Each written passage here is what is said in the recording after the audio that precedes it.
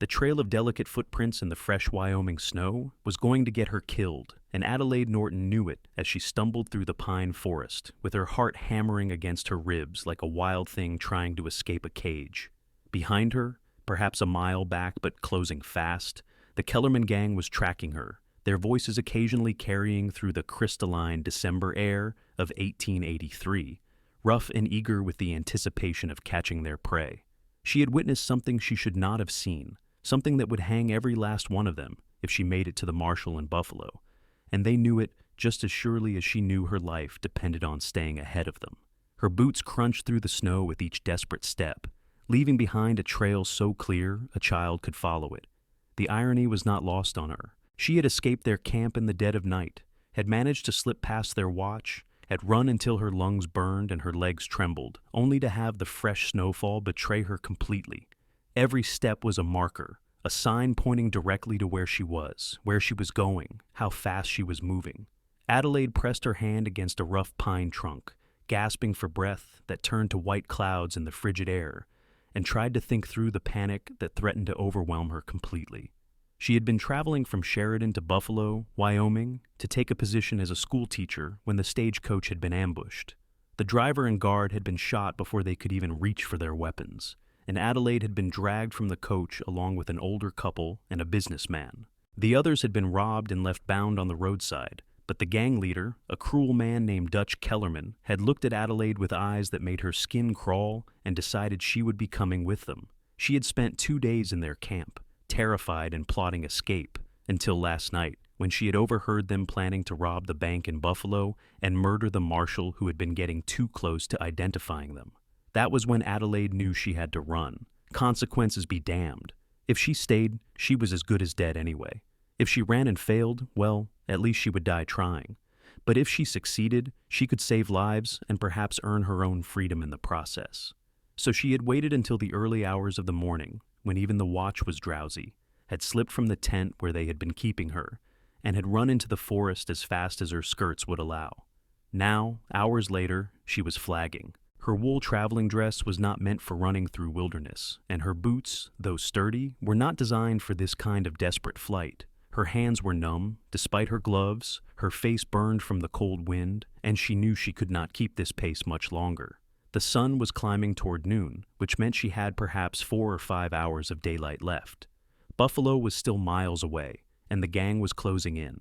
Adelaide pushed away from the tree and forced herself forward. The land was sloping downward now, and she could hear the distant sound of water, probably Clear Creek, that she knew ran through this region. Her mind raced through possibilities. Water would not hide her tracks, not in this weather, not with snow on the bank showing exactly where she entered and exited. But perhaps if she followed the creek, she could find a settlement, a cabin, anyone who might help her. The voices behind her were getting louder. She could make out individual words now, curses and crude jokes about what they would do when they caught up with her. Terror spiked through her exhaustion, lending her renewed energy, and she half ran, half slid down the slope toward the creek. Her foot caught on a hidden root beneath the snow, and she went down hard, tumbling the last several yards and landing in a heap at the bottom of the slope, the breath knocked from her lungs. For a moment, Adelaide just lay there, stunned and gasping, staring up at the impossibly blue sky through the pine branches. Then survival instinct kicked in, and she scrambled to her feet, wincing at the pain in her ankle.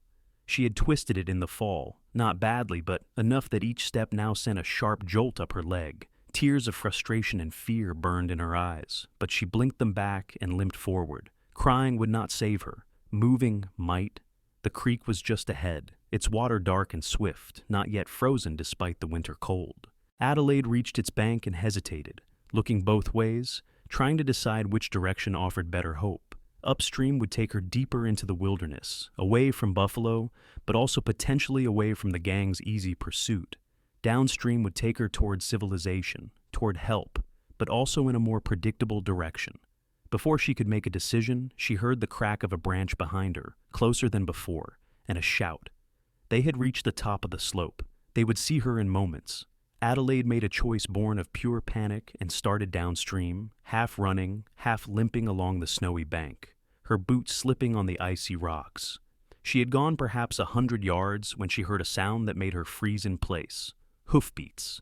A rider was coming from downstream, moving at a steady trot. Adelaide's heart sank. Was it one of them?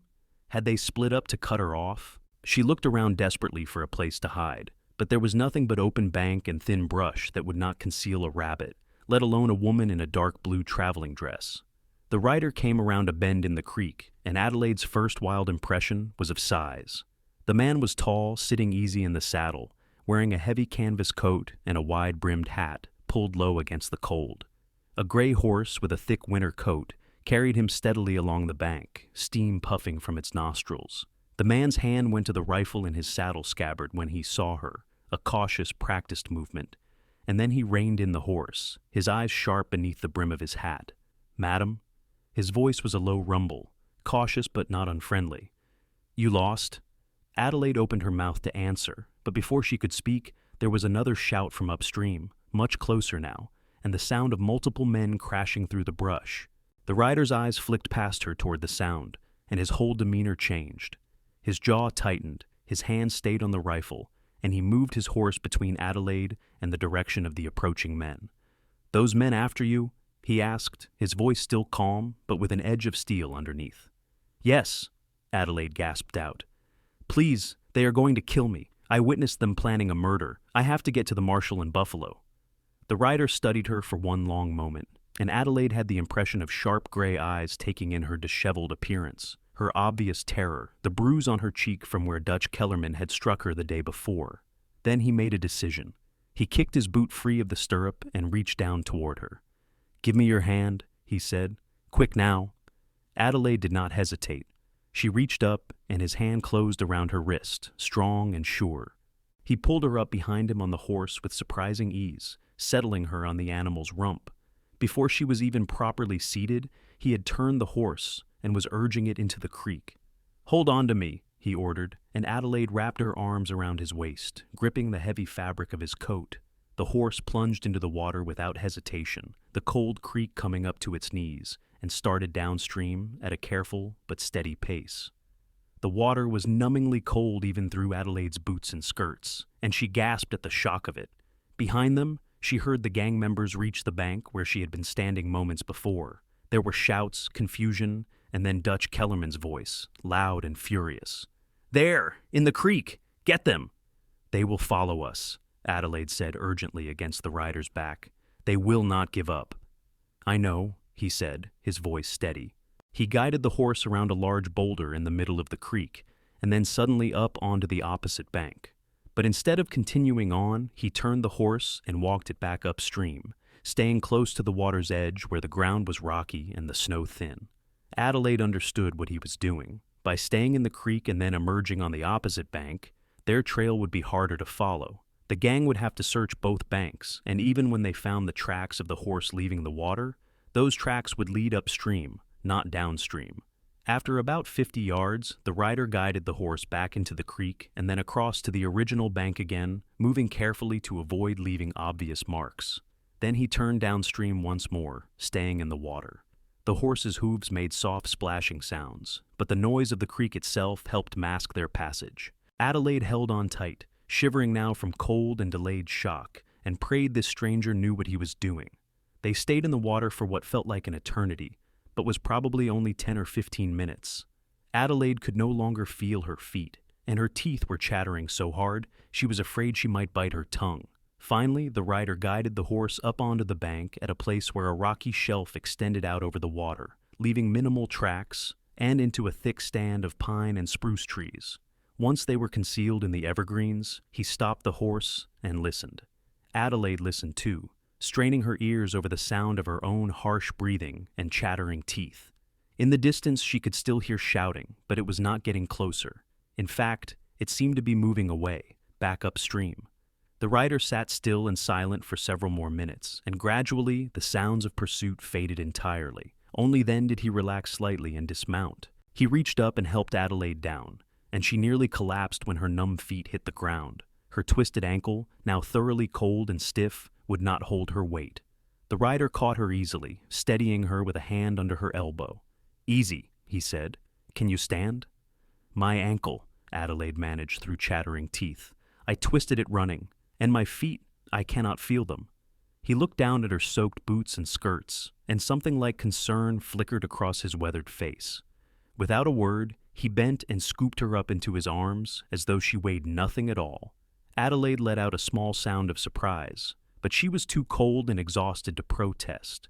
He carried her a short distance into the trees to where a natural hollow between two large spruce trees offered some shelter from the wind, and set her down carefully on a relatively dry patch of ground carpeted with old needles. "Stay here," he said. "Do not make a sound. I am going to obscure our trail and get some supplies from my saddlebags." Adelaide nodded, wrapping her arms around herself and trying to stop shaking. The rider moved back toward his horse with surprising quiet for such a large man, and she heard him rustling around, the horse's soft snort, and the sound of branches being moved. He returned a few minutes later, carrying his saddlebags and a rolled blanket, which he shook out and wrapped around her shoulders immediately. "We cannot risk a fire yet," he said quietly, crouching in front of her. "Not until I am sure they are not going to circle back. But we need to get you out of those wet things before you get frostbite." Adelaide's eyes widened. "I cannot undress here." "Madam, I am not asking you to." His voice was patient but firm. "But those boots and stockings need to come off now, and we need to get your skirts at least partially dry. You can keep the blanket wrapped around you for modesty." He was right. Adelaide knew he was right. But propriety was so deeply ingrained in her that the thought of undressing in front of a strange man, even to this limited degree, made her face burn despite the cold. Still, frozen toes that turned to frostbite and gangrene would not care much about propriety. She nodded reluctantly. The rider turned his back politely and busied himself with the saddlebags, while Adelaide struggled with numb fingers to unlace her boots. It took her several tries, her hands shaking and clumsy, before she finally got the first one loose. The rider glanced over his shoulder, saw her struggling, and turned back. "Let me," he said quietly. He knelt in front of her and gently moved her hands aside, then began unlacing her boots with deft, patient movements. His hands were bare now, his gloves tucked in his coat pocket, and Adelaide could see they were large and work-roughened, with old scars across the knuckles. A working man's hands, a cowboy's hands probably, given the horse and the easy way he sat the saddle. He got her boots off, both of them, and set them aside.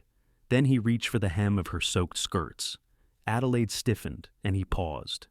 "Just lifting them so we can get your stockings off," he said calmly, not looking at her face. "That is all." Adelaide nodded permission, her face burning, and looked away as he carefully lifted her skirts just enough to reach the garters holding her stockings. His movements were completely impersonal, almost clinical, as he undid the garters and then gently peeled the wet wool stockings down and off. Adelaide's feet were pale and wrinkled from the cold water, her toes an alarming shade of white. The rider made a small sound of concern and immediately began to rub her feet between his palms, warming them with friction. The sensation was painful at first, pins and needles shooting through her numb flesh, and Adelaide bit her lip to keep from crying out. He kept rubbing, patient and methodical, and gradually the color began to return to her toes, the white fading to pink. "Better," he said after several minutes. "You will be all right, no frostbite." He pulled a pair of thick wool socks from his saddlebag, his own obviously, and helped her put them on. They were far too large, but they were warm and dry, and Adelaide almost sobbed with relief as the soft wool engulfed her frozen feet. He arranged her wet skirts so they would dry in the air, and then wrapped the blanket more securely around her, tucking it in like he was wrapping a child. Only then did he sit back and meet her eyes for the first time. "I am Samuel Rourke," he said. "I work cattle for the Running M Ranch, about 3 miles from here. Who are you, and why is a gang of men trying to kill you?" "Adelaide Norton," she said, her voice still shaky. "I was supposed to be the new schoolteacher in Buffalo. The stage was robbed 2 days ago by the Kellerman gang, and they took me with them.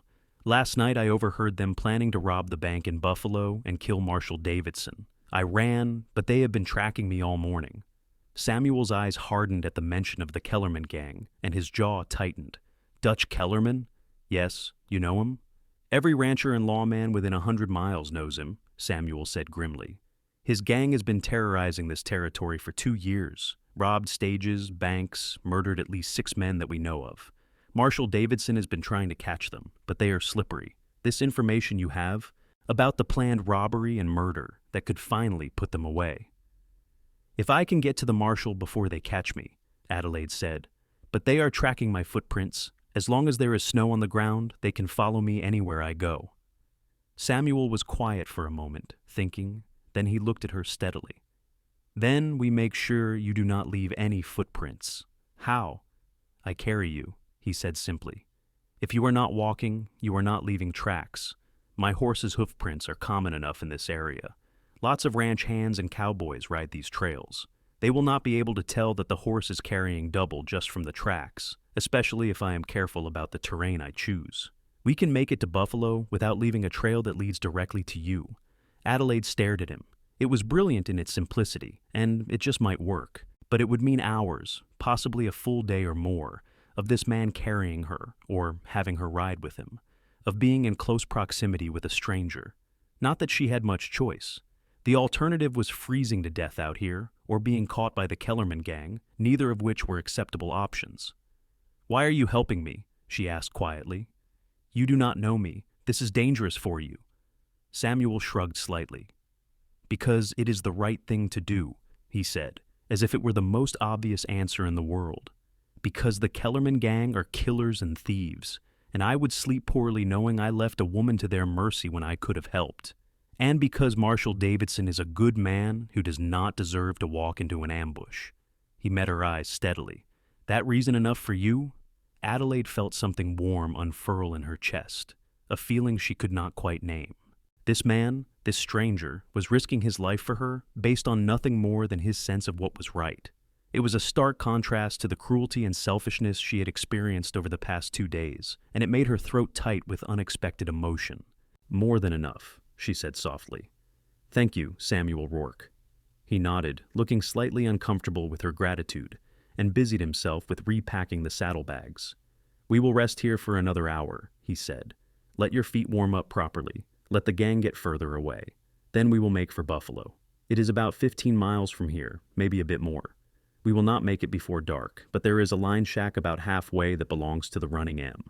We can shelter there for the night, get you properly warm and fed, then finish the journey tomorrow." "Will that be safe?" Adelaide asked. "If they are looking for me, will they not check the ranches and line shacks?" "Maybe," Samuel admitted. "But the Running M has 5 line shacks spread across our grazing land. They cannot check all of them at once, and the one I am thinking of is remote. We only use it during spring calving. This time of year, it is empty. We will be as safe there as anywhere. Safer than trying to make buffalo in the dark on unfamiliar trails." It made sense, and Adelaide nodded her agreement. She pulled the blanket more tightly around herself and leaned back against the rough bark of the spruce tree, exhaustion suddenly crashing over her like a wave. The adrenaline that had been keeping her moving was fading now that she was temporarily safe, and every muscle in her body ached. Her ankle throbbed, her face hurt where Dutch had hit her, and she was more tired than she had ever been in her life. "Rest," Samuel said quietly, noticing her flagging energy. "I will keep watch." Adelaide wanted to protest, wanted to prove she was not some fainting damsel who needed constant looking after, but her body had other ideas.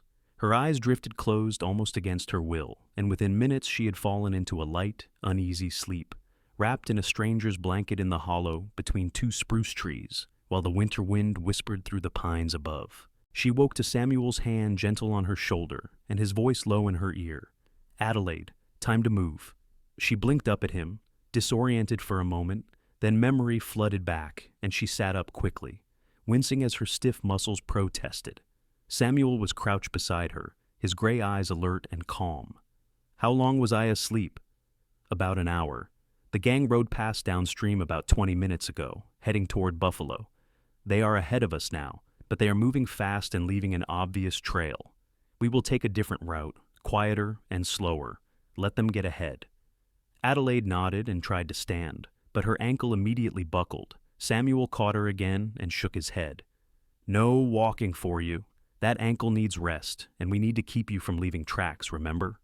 Before Adelaide could respond, he bent and scooped her up again, cradling her against his chest like she weighed nothing. Adelaide gasped and instinctively put her arms around his neck to steady herself. She could feel the solid warmth of him through his coat, could smell leather and pine and horse and something else, something clean and masculine that was just him. "I am too heavy for you to carry for miles," she protested. even as he walked easily back toward where his horse waited patiently. "No, you are not," Samuel said matter-of-factly. "I have hauled newborn calves through snowdrifts and spring storms, wrestled full-grown steers to the ground for branding, and carried my saddle and gear on my back for miles when my horse went lame. You are considerably lighter than any of those things, and a lot more pleasant company." Despite everything, Adelaide felt a small smile tug at her lips. There was something deeply reassuring about Samuel's calm competence, his steady presence. He reached the horse and somehow managed to mount while still holding her, settling her across his lap with one arm around her waist to keep her secure. He arranged the blanket around her again, then clicked his tongue to the horse. They moved through the forest at a steady walk, Samuel choosing their path with care, avoiding areas of deep snow where the horse's tracks would be obvious, sticking to rocky ground and dense tree cover when possible. He held Adelaide securely, one arm around her, the other managing the reins with easy skill. Adelaide found herself relaxing into his hold, her head resting against his shoulder, lulled by the steady rocking motion of the horse. "Tell me about yourself," Samuel said after they had been riding for perhaps half an hour. His voice was quiet, pitched not to carry. "Where are you from? What brings a schoolteacher all the way out to Wyoming?" Adelaide considered how much to share, then decided this man had earned her honesty. "I am from Pennsylvania originally," she said. "Outside Philadelphia, I attended teacher's college there, graduated last year. I taught in Philadelphia for a year, but—" She paused, choosing her words carefully. "My father wanted me to marry a man of his choosing, a business associate more than twice my age. I refused. The disagreement became difficult. I decided it was time to make my own way in the world, as far from Philadelphia as I could get. When I saw the advertisement for a teacher in Buffalo, Wyoming, it seemed perfect, remote, independent, a fresh start." "So you ran away," Samuel said, and there was no judgment in his voice, just understanding. "I left," Adelaide corrected gently. "There is a difference. I am 22 years old, educated, and capable of making my own decisions. I did not run away. I walked away from a situation that was not right for me." "Fair enough," Samuel said, and she could hear the smile in his voice. "What about your mother? She not mind you leaving?" "My mother died when I was 14, Adelaide said quietly. "Influenza. It was just my father and me after that. And he became controlling. Everything had to be just as he wanted it. My clothes, my friends, my activities, my future. When he decided I was to marry Mr. Garrison, he did not ask me. He told me. That was when I knew I had to leave." Samuel was quiet for a moment, then said, "Took courage to do that. Leave everything you knew, travel all the way across the country by yourself." "Or foolishness," Adelaide said with a slight laugh. "I am beginning to question my judgment, given current circumstances." "Current circumstances are not your fault," Samuel said firmly. "The Kellerman gang would have robbed that stage whether you were on it or not. You were just unlucky. But you were also smart and brave enough to escape, and to try to warn the marshal. That is not foolishness. That is courage." Adelaide felt warmth bloom in her chest again at his words. "What about you?" she asked, partly to change the subject, partly because she genuinely wanted to know. "Have you always been a cowboy?" "Most of my life," Samuel said. "I was born in Texas, down near San Antonio. My father was a rancher, a small spread, but enough to get by. He taught me to ride before I could walk, or so my mother always claimed. She died when I was 16, same as you, influenza again. My father sold the ranch a year later, said it did not feel like home without her. He died not long after that. Heart just gave out, the doctor said, but I think it was broken more than anything. I drifted for a few years, worked ranches all over Texas and up into Kansas. Ended up in Wyoming about 5 years ago. Been working for the Running M ever since."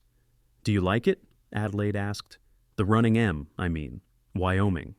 "I do," Samuel said, and she could hear the honesty in his voice. "The owner, Michael Morrison, he is a good man. Fair, treats his men well, pays on time. The land here is hard but beautiful. The work is honest. I have my own small cabin on the property. Good horse, money saved. It is a good life. Do you ever get lonely?" The question slipped out before Adelaide could stop it, and she felt her face heat with embarrassment at the forwardness of it. "I am sorry, that was inappropriate." "No, it is all right," Samuel said.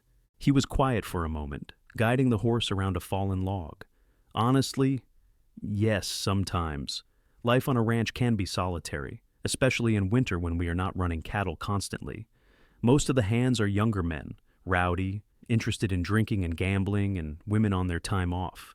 I am 27, too old for those kinds of games anymore, but too young to be ready to just sit by a fire and smoke a pipe all evening. It is a strange in-between place to be. I understand that, Adelaide said softly. That feeling of not quite fitting anywhere. Maybe that is why we both ended up here, Samuel said. In the middle of nowhere, on the run from bad men, two people who do not quite fit looking for a place that might fit them. Adelaide smiled against his shoulder. That is rather poetic for a cowboy. Cowboys can be poetic, Samuel said, and she could hear the smile in his voice again. We spend a lot of time alone with our thoughts in the sky. It tends to make a man philosophical.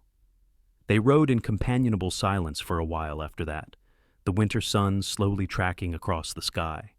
The forest began to thin out, giving way to rolling hills covered in snow and dotted with sage and scrub pine.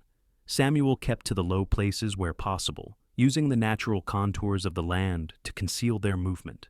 Whenever they had to cross an open area, he would stop first and scan the horizon carefully, making sure there was no sign of the gang before proceeding. It was late afternoon when Adelaide, who had been drowsing against Samuel's shoulder, felt him tense suddenly. She opened her eyes and looked where he was looking.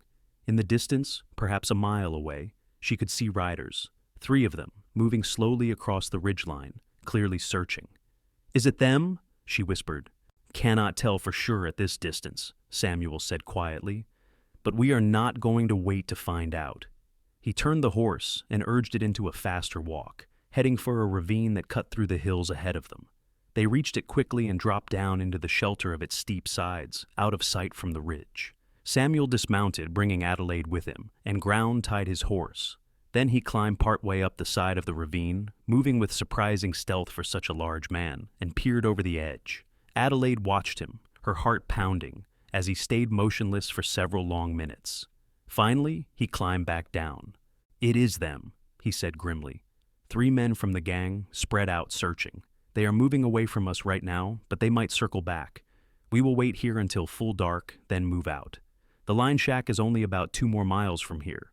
We can make it in an hour once it is safe to move. Adelaide nodded, trying to control the fear that was creeping up her spine. They had been so careful, had left no trail, but the gang was still here, still searching. If they were caught now, after everything, if Samuel was hurt or killed because he had helped her. "Hey." Samuel's voice was gentle, and she realized he had moved closer to her. He reached out and touched her shoulder carefully, a brief, reassuring contact. "We will be all right. They did not see us, and they will not find us. I promise." "You cannot promise that," Adelaide said, her voice shaking slightly. "You are putting yourself in terrible danger for me, if something happens to you." "Nothing is going to happen to me," Samuel said firmly. "I have been in tight spots before, Adelaide. I know this land, and I know how to stay hidden. We will get through this." Adelaide wanted to believe him. She searched his face, those steady gray eyes that held no fear, only determination and something else, something warmer that made her breath catch slightly. On impulse, acting on instinct rather than thought, she reached up and covered his hand on her shoulder with her own. "Thank you," she said quietly, "for everything. I do not know what I would have done if you had not found me." Samuel's expression softened, and he turned his hand under hers, catching her fingers and giving them a gentle squeeze. "I am glad I was there," he said simply, "and I am glad you were brave enough to have run, to try to save others even at risk to yourself. That is a rare thing, Adelaide Norton." They stayed like that for a moment, hands joined, eyes locked, something unspoken passing between them in the growing shadows of the ravine. Then Samuel cleared his throat and gently released her hand, stepping back. "We should eat something," he said, his voice a little rougher than before. "Keep our strength up. I have some jerky and hardtack in the saddlebags and a canteen of water." The meal was simple and sparse, but Adelaide was so hungry she barely noticed. They ate in silence, listening to the wind whistle across the top of the ravine, watching as the light slowly faded from the sky. As darkness fell, Samuel helped Adelaide put her own boots back on. They were still damp, but no longer soaking, and with his thick socks underneath, they were bearable. Then he lifted her into his arms again, this casual display of strength that should have made her feel helpless, but instead made her feel safe, and carried her back to the horse. They rode out of the ravine carefully, Samuel's eyes constantly scanning the darkness. A half moon had risen, giving just enough light to see by without being too exposed. The temperature had dropped sharply with the sunset, and Adelaide shivered despite the blanket. Samuel felt it and pulled her closer against him, sharing his warmth. The line shack, when they finally reached it, was a small log structure tucked into a fold of the hills, barely visible until they were almost upon it. Samuel dismounted and helped Adelaide down, then tried the door. It opened with a creak of old hinges, revealing a single room with a stone fireplace, a narrow cot, a rough table, and 2 chairs, and not much else. But it was shelter, and it was empty, and right now, that was all that mattered. Samuel brought his horse around to the back of the shack, where there was a small lean-to that served as a stable, unsaddled the animal and rubbed it down, then made sure it had access to the hay and grain that were stored there. By the time he returned to the shack, Adelaide had used the matches from the shelf above the fireplace to light the oil lamp on the table, filling the small space with warm, flickering light. "I found some canned goods in the cupboard," she said, pointing to the small shelf on the wall. "Beans, peaches, coffee, and there is wood stacked by the fireplace." "Good," Samuel said. "I will get a fire going. It will be safe enough here. We are sheltered by the hills, and the chimney is designed to disperse smoke. Anyone would have to be right on top of us to notice, and we will hear them coming long before that." He built the fire with practiced efficiency, and soon warmth was radiating from the stone fireplace, driving the chill from the small room. Adelaide sank onto one of the chairs with a sigh of relief, her ankle propped up on the other chair. Samuel heated the beans in a small pot he found hanging by the fireplace, made coffee in a battered tin pot, and divided the food between 2 chipped plates. They ate in companionable silence, too hungry and tired for much conversation, and the simple meal tasted like the finest cuisine Adelaide had ever had.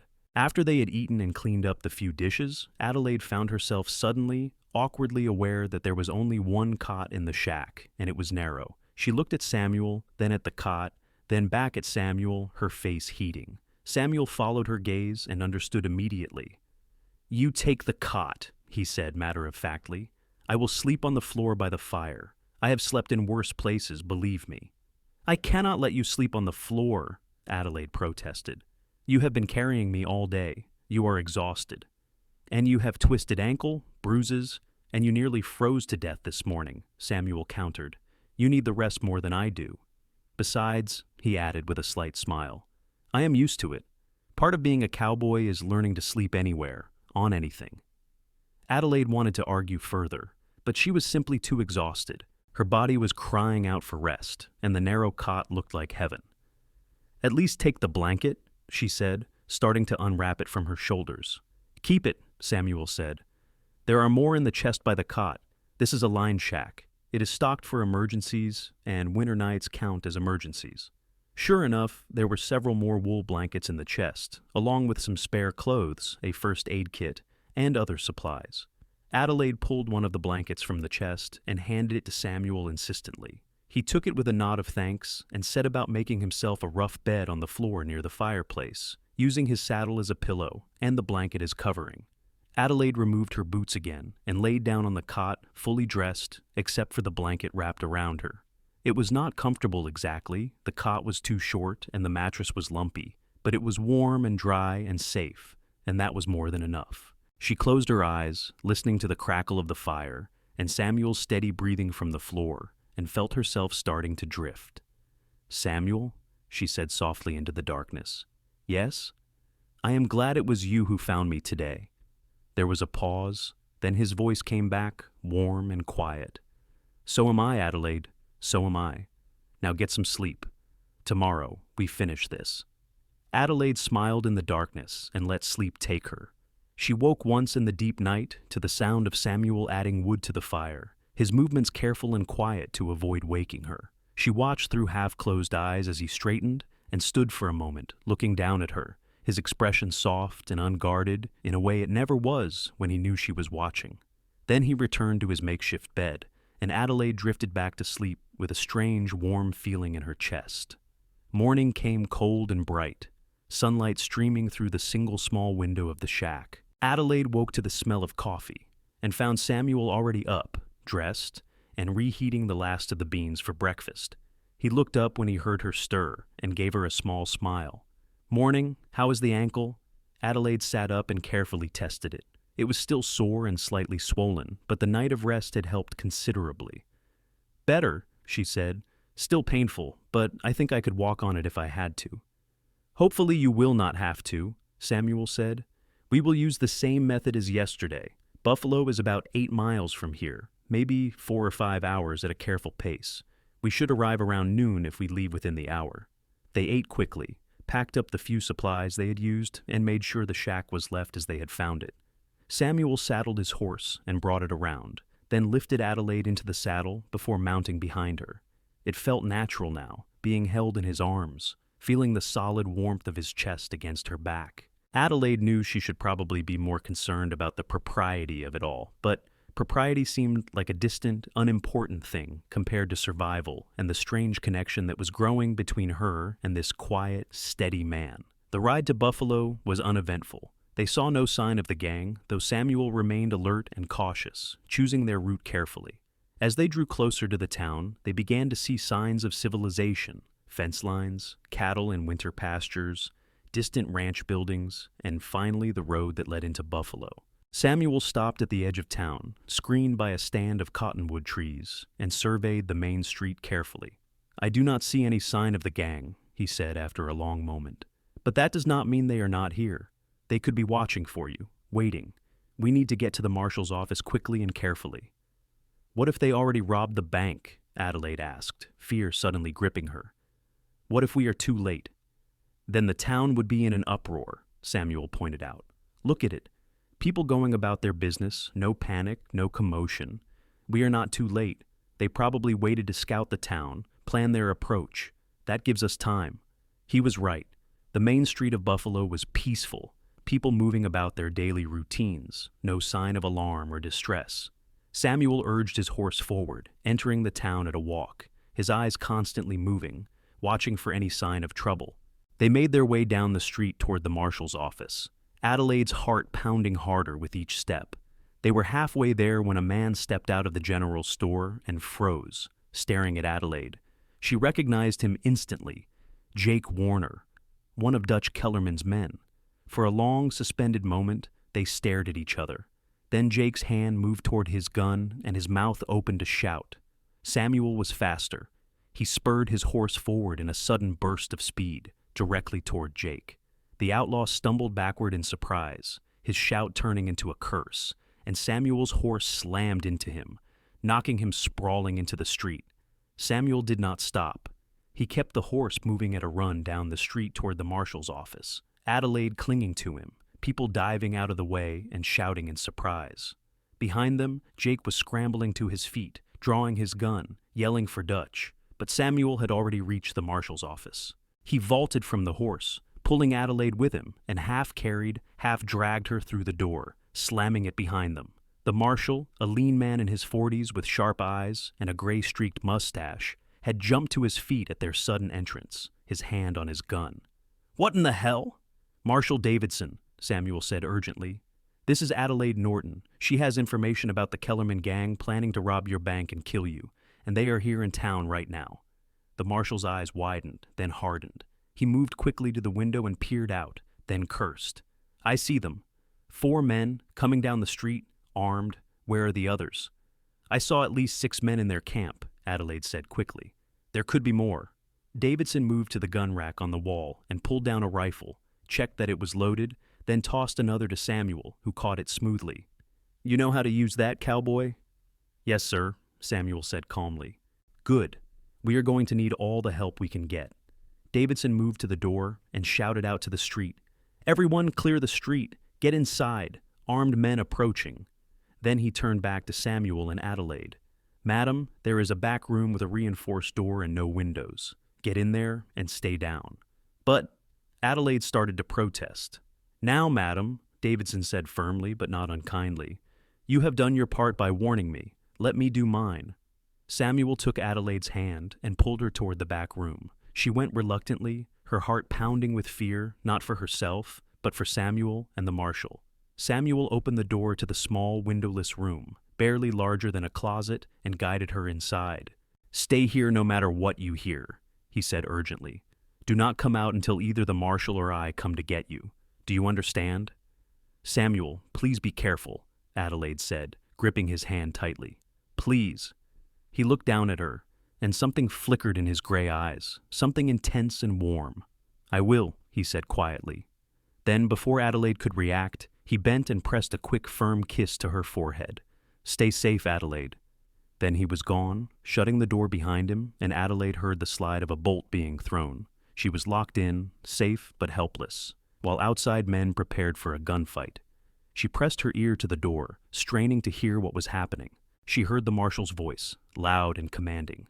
"Dutch Kellerman, this is Marshal Davidson. You and your men are under arrest for robbery, murder, and kidnapping. Throw down your weapons and surrender." Dutch's voice came back, mocking and cruel. "That is a mighty funny joke, Marshal. How about instead you send out that pretty little school teacher, and we will be on our way?" "That is not going to happen, Dutch. Last chance. Surrender or face the consequences." Dutch's laugh was ugly. "I think you are the one who is going to face consequences, Marshal. Boys, light them up." Gunfire erupted, sudden and shockingly loud even through the thick door. Adelaide clapped her hands over her ears, pressing herself against the back wall of the tiny room, tears streaming down her face as she prayed desperately that Samuel would be all right, that the marshal would survive, that this nightmare would end. The gunfight seemed to go on forever, but probably lasted only minutes. Adelaide heard the boom of rifles, the crack of pistols, shouting, cursing, and the shattering of glass. She heard Samuel's voice once, shouting a warning to the marshal, and she nearly sobbed with relief to know he was still alive. Then, gradually, the gunfire became more sporadic. Individual shots instead of a continuous barrage, voices calling out surrender, the marshal shouting orders. And finally, silence. Adelaide waited in the darkness of the small room, her heart hammering so hard she thought it might burst from her chest, not knowing if the silence meant victory or defeat, not knowing if Samuel was alive or dead, not knowing if at any moment the door would open to reveal Dutch Kellerman coming to finish what he had started. She heard footsteps approaching the door, heavy boots on the wooden floor, and she pressed herself back against the wall, looking around desperately for anything she could use as a weapon. There was nothing.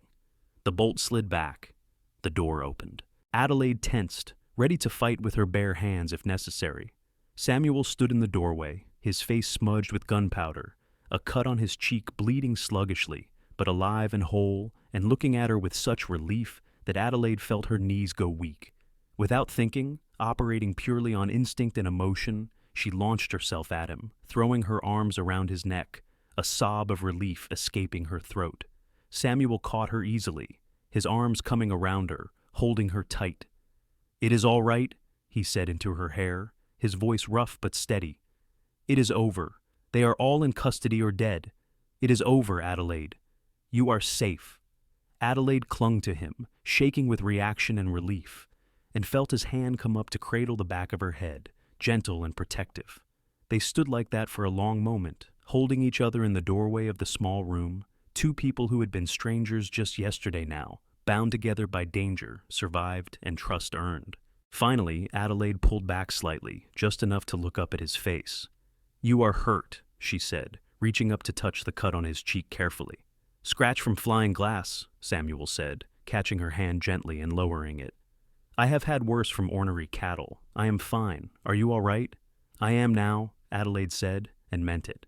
"What happened? Is the marshal all right?" "Come see for yourself," Samuel said, and led her out into the main room of the marshal's office. The office was a wreck. Glass from the shattered windows littered the floor, bullet holes pocked the walls, and the smell of gunpowder hung heavy in the air. But Marshal Davidson stood unharmed in the center of it, directing several men, who Adelaide guessed were deputies or townsmen, who had come to help. Outside, she could see 4 men in handcuffs being loaded into a wagon, and 2 bodies covered with blankets being carried away. Davidson looked up as Adelaide and Samuel emerged and nodded with satisfaction. "Miss Norton, good to see you unharmed. You gave us the warning we needed. We got them all, 4 in custody including Dutch Kellerman himself, 2 dead, and we found their camp and got the last 2 trying to flee. They are done terrorizing this territory." Adelaide felt a wave of relief so intense it made her dizzy. "And you are certain there are no more of them?" "I am certain," Davidson said firmly. "This gang has been plaguing us for 2 years, Miss Norton. We know exactly who rides with Dutch Kellerman, and we have accounted for every last one of them. You are safe now." Adelaide nodded, feeling tears prick her eyes again, but this time they were tears of relief. "Thank you, Marshal. Thank you for believing me, for acting so quickly." "I should be thanking you," Davidson said. "If you had not escaped, had not warned us, they would have caught us by surprise. Good people would have died. You saved lives today, Miss Norton, yours and Samuel's both." He looked at Samuel and gave him a nod of respect. "And you, Rourke. Good shooting, good thinking. You ever decide you want to trade cowboy work for a deputy's badge, you let me know." Samuel smiled slightly and shook his head. "Appreciate the offer, Marshal, but I will stick with cattle. They are considerably less likely to shoot at me." Davidson laughed. "Fair enough. Now, I am going to need statements from both of you. Miss Norton, I will need you to tell me everything you saw and heard while you were with the gang. And Samuel, I will need your account of finding Miss Norton and getting her here safely. But," he added, seeing the exhaustion on both their faces, "that can wait an hour or 2. Miss Norton, the Buffalo Hotel is just down the street. Go get yourself a room, a hot bath, and a proper meal. Samuel, you are welcome to do the same. Come back this afternoon, and we will get everything documented properly." Adelaide nodded gratefully, and Samuel offered her his arm. They walked out of the marshal's office together into the bright Wyoming sunlight, and Adelaide took a deep breath, feeling as though she were breathing freely for the first time in days. The nightmare was truly over. She was safe. The gang was captured. Samuel was alive and unharmed, save for the small cut on his cheek. They walked slowly down the street toward the hotel, Adelaide leaning on Samuel's arm, not just because of her ankle, but because she was simply too tired to stand entirely on her own. Townspeople were coming out of buildings now, talking excitedly about the gunfight, about the capture of the notorious Kellerman gang, about the brave schoolteacher who had escaped and warned the marshal. Adelaide heard fragments of conversation as they passed and felt her face heat with embarrassment. She did not feel brave. She felt exhausted and shaky and profoundly grateful to be alive. The Buffalo Hotel was a modest 2-story building with a front desk staffed by a middle-aged woman who looked at their disheveled, dirt-stained appearances with raised eyebrows, but no comment when Samuel explained who they were and what had happened. She offered Adelaide the best room in the house at no charge, insisting that a heroine deserved the best, and refused to hear any argument on the matter. Samuel got Adelaide settled in her room, which was indeed lovely, with a real bed and washstand, and even a small stove in the corner to heat water for bathing. A boy came up with buckets of hot water and filled the tub behind a screen in the corner, and Adelaide nearly wept at the thought of a hot bath. Samuel lingered in the doorway, suddenly awkward now that the immediate danger was past, and they were back in civilization where proprieties mattered. "I should let you rest," he said. "I will get a room of my own, clean up, then come back to check on you before we go, give our statements to the marshal." Adelaide wanted to ask him to stay, wanted to keep him close where she could see him and know he was safe, but she knew that would be entirely inappropriate. So she just nodded and said, "Thank you, Samuel, for everything. You saved my life, you know." "You saved your own life," Samuel said quietly. "By being brave enough to run, smart enough to survive, strong enough to keep going when most people would have given up. I just helped a little." "You helped a lot," Adelaide said, meeting his eyes. "I would be dead now if not for you. I will never forget that." Samuel held her gaze for a long moment, something unspoken passing between them. Then he nodded and turned to go. Adelaide watched him leave, feeling strangely bereft once the door closed behind him, as though a part of her had walked out with him. She bathed, washing away the dirt and sweat and fear of the past few days, and tried not to think about the fact that Samuel Rourke would be returning to the Running M Ranch soon, back to his life, while she would stay here in Buffalo and begin her new position as schoolteacher. Their paths would likely never cross again. The thought made her chest ache in a way she did not want to examine too closely. Clean and dressed in the fresh clothes the hotel proprietor had kindly loaned her, her own being far too filthy and torn to be salvageable, Adelaide sat on the edge of the bed and found herself staring out the window at the street below, watching for a tall figure in a canvas coat and wide-brimmed hat. She told herself she was being foolish, that she barely knew Samuel Rourke, that the intensity of emotion she was feeling was just a result of the danger they had been through together, that it would fade once life returned to normal. But she knew, deep in her heart, that she was lying to herself. A knock at the door made her jump. She opened it to find Samuel standing there, freshly washed, his hair damp and combed back, wearing what were obviously borrowed clothes, a clean shirt and trousers that were slightly too small for his large frame. The cut on his cheek had been cleaned and was already beginning to heal. He looked so handsome that Adelaide's breath caught in her throat.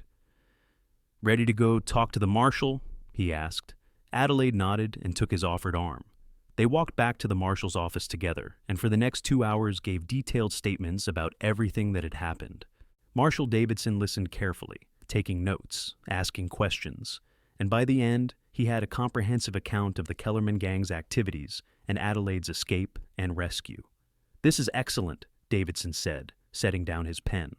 "With your testimony, Miss Norton, and the evidence we found at their camp, we will have no trouble convicting them. They will hang, every last one of them. You have done a great service to this territory." "I am just glad it is over," Adelaide said quietly. "I imagine so," Davidson said with sympathy. "Now, Miss Norton, about your position as school teacher. I took the liberty of speaking with the school board chairman this morning. He wants to meet with you tomorrow to discuss when you can start. The children have been without a teacher for 3 months now, and they are eager to begin lessons. Would you be willing to start as soon as next week?" Adelaide hesitated. Part of her wanted to say yes, wanted to throw herself into work and normalcy and try to forget the terror of the past few days. But another part of her, a part that was growing louder by the moment, was not ready to watch Samuel right away, not ready to end whatever this was between them. "May I have a day to consider?" she asked. "I am still rather overwhelmed by everything that has happened." "Of course," Davidson said kindly. "Take all the time you need. You have been through an ordeal. Rest, recover, and we will talk again in a few days." They left the marshal's office as the winter sun was setting, painting the sky in shades of orange and pink. Adelaide and Samuel walked slowly back toward the hotel, neither quite ready to say goodbye, but both knowing it was coming. "I suppose you will need to get back to the Running M," Adelaide said finally, breaking the silence. "I should," Samuel said. "I have been gone 2 days now. Michael will be wondering what happened to me." "Of course," Adelaide said, trying to keep her voice light and failing. "You have responsibilities, a life to get back to." Samuel stopped walking and turned to face her. In the fading light, his gray eyes were serious and searching. "Adelaide, I need to ask you something, and I need you to be honest with me." "All right," Adelaide said, her heart beginning to pound. "These past 2 days," Samuel said slowly, "being with you, talking to you, protecting you, it has meant something to me, more than it probably should, given we barely know each other. But I cannot shake the feeling that maybe, just maybe, there is something real here, something worth exploring." He paused, searching her face. "Am I crazy? Am I reading something into this that is not there? Or do you feel it too?" Adelaide felt her eyes fill with tears, but they were not tears of sadness. "You are not crazy," she said, her voice shaking slightly. "I feel it too. I have tried to tell myself it is just the circumstances, the danger we went through together, but I know that is not true. There is something between us, Samuel, something I have never felt before." Samuel let out a breath he seemed to have been holding. "Thank God," he said quietly. "I thought maybe I was losing my mind." "What do we do about it?" Adelaide asked. "I'm supposed to be the school teacher here. You live 15 miles away on a ranch. We cannot exactly court properly under those circumstances." "No, we cannot," Samuel agreed. "But that does not mean we cannot try. I can ride into town on Sundays, my day off. We can spend time together, get to know each other properly, see if what we feel now holds up in normal life without danger and fear driving it." "And if it does hold up?" Adelaide asked softly. Samuel reached out and gently took her hand, his calloused fingers warm against hers. "Then we figure out what comes next," he said. "Together, if you are willing to try." Adelaide looked up at him, at this good, steady, brave man who had risked his life for her without hesitation, who had carried her through the snow so she would leave no tracks, who had held her in his arms and made her feel safer than she had ever felt in her life. She thought about the empty years stretching ahead if she let him walk away. Thought about always wondering what might have been. "I am willing to try," she said. More than willing. Samuel's face broke into a smile, genuine and warm, and so beautiful that Adelaide felt her heart stutter. He raised her hand to his lips and kissed her knuckles gently, a gesture that was both old-fashioned and deeply romantic. "Then I will see you on Sunday," he said, "and every Sunday after that, for as long as you will have me." The courtship that followed over the next several months was unlike anything Adelaide had ever experienced. Samuel was true to his word, riding into Buffalo every Sunday without fail, no matter the weather. They would meet at the hotel restaurant for lunch, then walk around the town, talking for hours. When the weather was good, they would take rides out into the surrounding countryside, Adelaide seated in front of Samuel on his patient gray horse, exploring the beautiful wild land that was now her home. Adelaide began her teaching position and found she loved it. The children of Buffalo were eager to learn, and she threw herself into the work with passion and dedication. But the highlight of every week was Sunday, when Samuel would arrive in town and she would see his tall figure walking toward her, his face lighting up with that special smile he seemed to save just for her. They talked about everything. Samuel told her about his childhood in Texas, about his parents, about the hard years after they died, when he had drifted from ranch to ranch looking for something he could not name. Adelaide told him about Philadelphia, about her father's controlling nature, about her mother's gentle spirit and how much she missed her, about her dreams of making a difference in the world through teaching. They discovered they shared a love of books, both of them readers when time and circumstances allowed. Adelaide began loaning Samuel books from the small collection she had brought with her, and they would discuss them during their Sunday visits. They discovered they both loved music, though neither could play an instrument well. They found they could make each other laugh, that they were comfortable in silence as well as conversation, that being together felt natural and right in a way neither had experienced before. By spring, when the snows melted and the world turned green again, Adelaide knew beyond any doubt that she was in love with Samuel Rourke. She suspected he felt the same, could see it in the way he looked at her, the way he always found excuses to touch her hand or her arm, the way his voice softened when he said her name. But he had not spoken the words, and neither had she, both of them perhaps a little afraid of moving too fast, of breaking the spell. It was a Sunday in late May, with wildflowers blooming across the hills and the air warm and sweet with spring, when everything changed. Samuel had picked Adelaide up at her small rented house on the edge of town, and they had ridden out to a spot he wanted to show her, a high meadow overlooking the valley with views that stretched for miles. They sat on a blanket Samuel had brought, eating the picnic lunch Adelaide had packed and talking about the week's events. Adelaide told him about her students' progress, how young Tommy Wilson had finally mastered his multiplication tables, how Sarah Miller had written a composition that showed real talent. Samuel told her about the spring calving, about the new horses Michael Morrison had bought, about the cabin he had been slowly fixing up, adding little improvements here and there. "Why are you fixing it up?" Adelaide asked curiously. "Are you planning to stay at the Running M for a long time?" Samuel was quiet for a moment, looking out over the valley. Then he turned to her, his gray eyes serious. "That depends," he said quietly. "On what?" "On you," Samuel said. He took her hand, lacing his fingers through hers. "Adelaide, I have been thinking about this for months now. I wanted to wait, wanted to be sure, wanted to do this right, but I cannot wait any longer. I am in love with you. I have been since those first days when you were so brave and strong, even when you were terrified. I love your intelligence, your kindness, your dedication to your students, your laugh, your smile, the way you look at the world. I love everything about you, and I want to spend the rest of my life with you." Adelaide felt tears spring to her eyes, her heart so full she thought it might burst. "Samuel, wait, let me finish," Samuel said, squeezing her hand. "I know I am just a cowboy. I do not have much to offer, a small cabin, a modest salary, a simple life. But I promise you, Adelaide, if you will have me, I will spend every day trying to make you happy. I will work hard. I will provide for you. I will protect you and cherish you and love you for as long as I draw breath. So, what I am asking is—" He paused, took a deep breath, and looked directly into her eyes. Adelaide Norton, will you marry me?" The tears spilled over now, running down Adelaide's cheeks, but she was smiling so hard her face hurt. "Yes," she said, her voice choked with emotion. "Yes, Samuel, I will marry you. I love you too. I have loved you for months. I love your strength and your gentleness, your integrity and your quiet humor, the way you make me feel safe and cherished and understood. I love you, and I want nothing more than to be your wife." Samuel let out a whoop of joy that echoed across the meadow and pulled Adelaide into his arms, kissing her for the first time, a kiss that was sweet and passionate and full of promise. Adelaide kissed him back, pouring all her love and happiness into it, her arms around his neck, feeling his heart pounding against hers.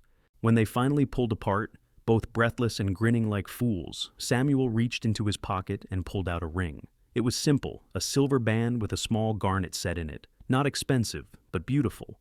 "It was my mother's," Samuel said quietly. "The only thing I have from her. I would be honored if you would wear it." "I would be honored to wear it," Adelaide said, her voice thick with emotion. Samuel slipped the ring onto her finger, and it fit perfectly, as though it had been made for her. They sat there in the meadow for hours, making plans, talking about their future, kissing frequently because now that they had started, they seemed unable to stop.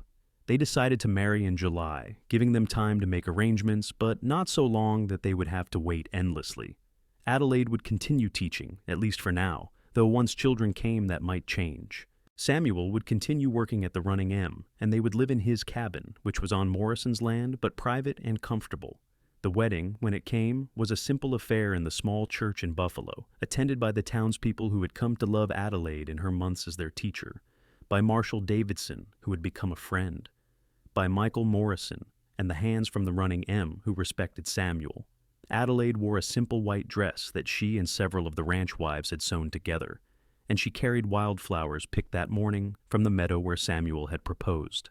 Samuel wore his best clothes, his hair neatly combed, his face shaved clean, looking so handsome that Adelaide felt her breath catch when she saw him waiting for her at the altar. The ceremony was short and sweet, and when the minister pronounced them husband and wife, and Samuel kissed her, Adelaide felt a joy so complete it seemed to fill every corner of her being. This man, this good, brave, wonderful man, was hers now, and she was his, and they would face whatever life brought them together. The reception was held in the town hall, with food and music and dancing. Adelaide danced with Samuel, learning that despite his size, he was surprisingly graceful, and she laughed with pure happiness as he spun her around the floor. They danced with others too, Adelaide with Marshall Davidson and Michael Morrison, Samuel with some of the ranch wives and Adelaide's friends from town, but they kept coming back to each other, drawn together like magnets. As evening fell and the party began to wind down, Samuel and Adelaide slipped away, riding back to the cabin that was now their home. Samuel carried Adelaide over the threshold, a tradition he insisted on, despite her laughing protests that it was old-fashioned, and set her down gently in the front room. The cabin was small but cozy. One large main room with a kitchen area and fireplace, a separate bedroom, everything clean and neat and clearly prepared with care for her arrival. There were wildflowers in a jar on the table. The bed was made with a beautiful quilt that Adelaide recognized as the work of one of the ranch wives, and a fire was laid ready to light in the hearth. "Welcome home, Mrs. Rourke," Samuel said softly, and Adelaide felt tears prick her eyes again at the sound of her new name. "Home," she repeated, looking around. "Yes, this is home, because you are here." Samuel pulled her into his arms and kissed her deeply, and Adelaide melted into him, finally, completely his. They had all the time in the world now, a lifetime stretching ahead of them, and as Samuel lifted her into his arms and carried her toward the bedroom, Adelaide sent up a silent prayer of thanks for the day she had left footprints in the snow, for the cowboy who had carried her, so she left none, for the twist of fate that had brought them together. The first years of marriage were not without challenges.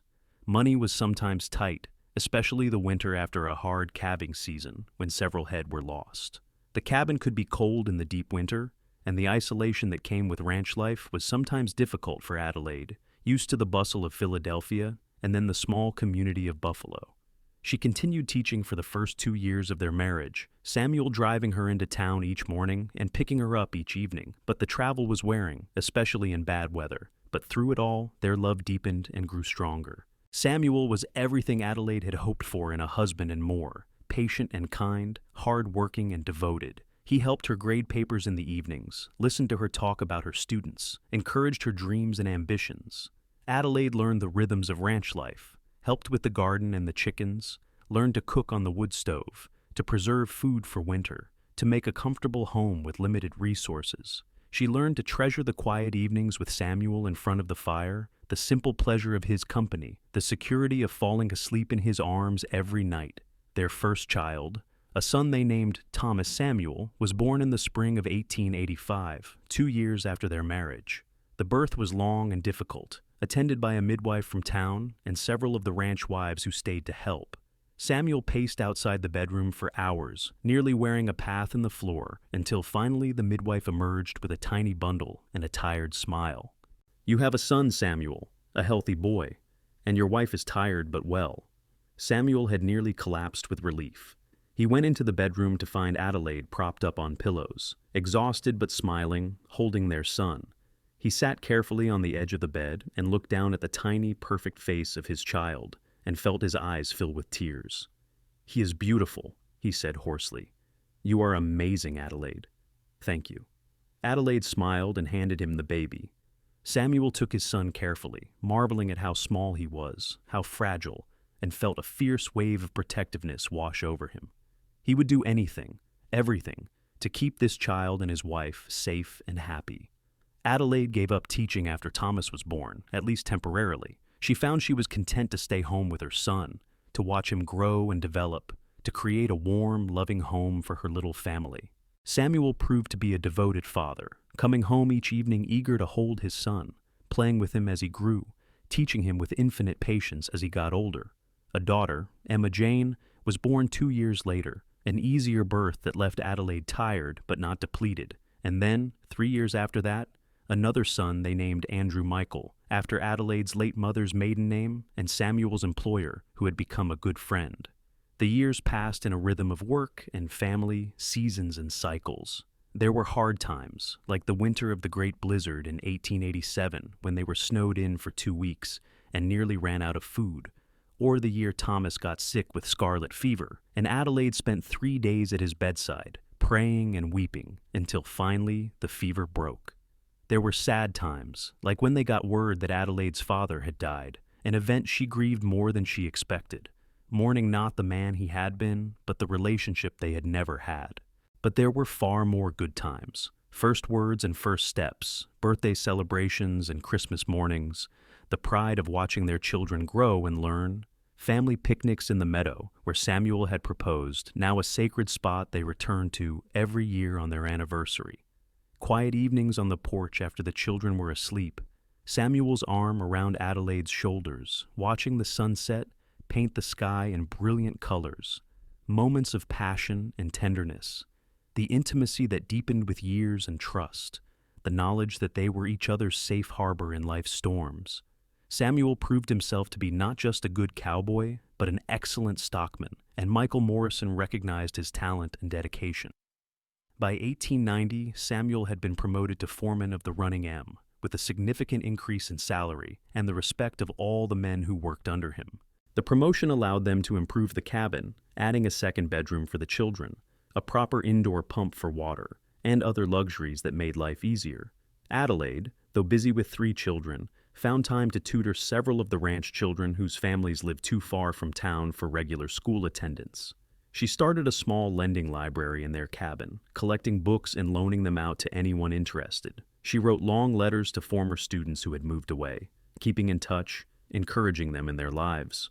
By the time their 15th anniversary rolled around in 1898, Samuel and Adelaide Rourke had built a life that was rich in all the ways that mattered. Not wealthy in money, though they were comfortable, but wealthy in love, in family, in community, in the satisfaction of work well done and a life well lived. On that anniversary, Samuel took Adelaide back to the meadow, just the 2 of them, the children left with a neighbor for the day. They sat on a blanket in the same spot where he had proposed, older now, weathered by life and work, but still deeply in love. "Do you regret it?" Samuel asked, looking out over the valley. "Leaving Philadelphia, coming west, marrying a cowboy, living this hard, simple life?" Adelaide looked at him in surprise. Regret it? Samuel, these have been the best 15 years of my life, the happiest I have ever been. I have a husband I adore, 3 beautiful, healthy children, meaningful work, friends, a community. What could I possibly regret? I know you gave up a lot, Samuel said. Your teaching career, city life, opportunities you might have had. I gave up nothing that mattered, Adelaide said firmly. I chose this life, Samuel. I chose you, and I would choose you again, every single time.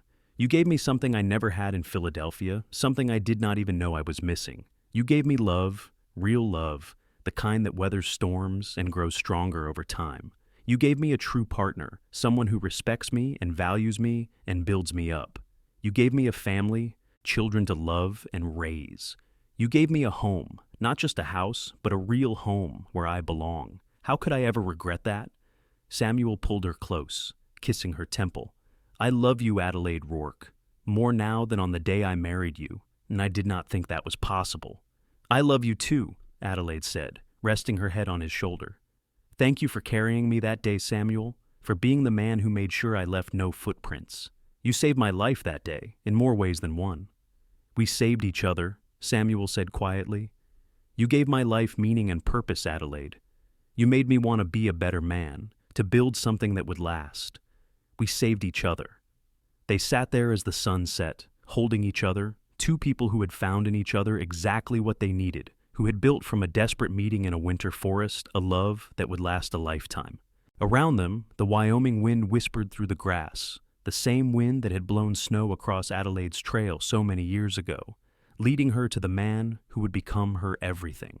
The years continued to pass, bringing with them all the joys and sorrows, triumphs and challenges that make up a full life. Thomas grew into a serious, responsible young man who loved the land and the work as much as his father did, eventually taking a position on the Running M alongside Samuel. Emma proved to have her mother's intelligence and love of learning, becoming a teacher herself, and eventually marrying a young lawyer in Buffalo. Andrew, the baby, surprised them all by becoming fascinated with medicine after helping treat an injured ranch hand, eventually going east to medical school and returning as a doctor to serve the growing communities of northern Wyoming. Samuel and Adelaide grew old together gracefully, their hair turning gray, their bodies bearing the marks of hard work and long years, but their love never dimming. They became grandparents, delighting in the next generation, spoiling their grandchildren in the way grandparents do. They remained active in their community, respected and beloved, known for their kindness and their solid, steady devotion to each other. It was Samuel who went first, in the winter of 1915, at the age of 59. He had been out checking cattle in a snowstorm, something he had done 1,000 times before, but this time, his heart, worn out from decades of hard work, simply gave out. He made it back to the barn and was found by Thomas, peaceful and still, sitting on a hay bale as though he had just decided to rest for a moment. Adelaide grieved deeply as she had loved. For 63 years, she had been her own woman, independent and strong, but for 32 of those years, she had been Samuel's wife, and that identity was woven into the very fabric of who she was. The cabin felt empty without him, the bed cold, the evenings endless. But she was not alone. Her children rallied around her, her grandchildren brought her joy, and the community she had been part of for over 3 decades wrapped her in love and support.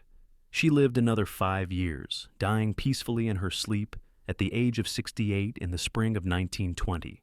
Her children buried her next to Samuel in the small cemetery on a hill overlooking the valley, where they could rest together forever with a view of the wild, beautiful land that had brought them together and given them such a full, rich life. On their shared headstone, Thomas had carved their names, the dates of their births and deaths, and below that, a simple epitaph that Emma had suggested. Her footprints in snow were leading them right to her. The cowboy carried her, so she left none. Together, they walked through life, leaving tracks of love that will never fade. And in the small community of Buffalo, Wyoming, and on the Running M Ranch where Samuel had worked for so many years, the story was told and retold, passed down through generations, of the school teacher who had escaped killers in a Wyoming winter, and the cowboy who had saved her by carrying her so she left no tracks, and how that desperate meeting had bloomed into one of the great love stories of the territory, a testament to courage and kindness and the enduring power of love.